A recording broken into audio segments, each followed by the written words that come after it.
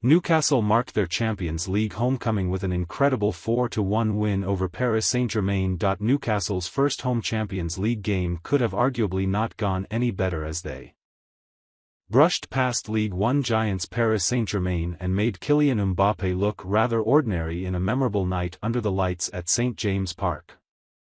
Miguel Almiron, Dan Burn, Sean Longstaff and Fabien Schär gave Newcastle their first win of this year's Champions League as Newcastle kept PSG's plethora of attacking talent at bay. Express Sport picks out 4 things learned from Newcastle's 4-1 win over PSG. Dreams do come true. There were some spectacular pictures during the game of different generations celebrating together. The older generation with tears in their eyes at seeing their club return to the promised land and the younger generation witnessing it for the very first time. The atmosphere inside St. James Park reflected the momentous occasion throughout the match, and the whole city seemed to erupt when Almiron smashed in the opening goal. PSG were shell-shocked and had no answer in the first half as Dan Burns doubled Newcastle's lead before the break.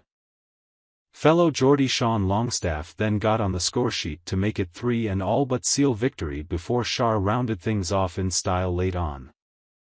Failing to keep a clean sheet against one of Europe's top sides won't take the gloss away from what was a memorable night in Newcastle's history. VAR checks go Newcastle's way while all the credit goes to Eddie Howe for getting his tactics right and the players stepping up to the occasion. There were some calls that went their way in the match.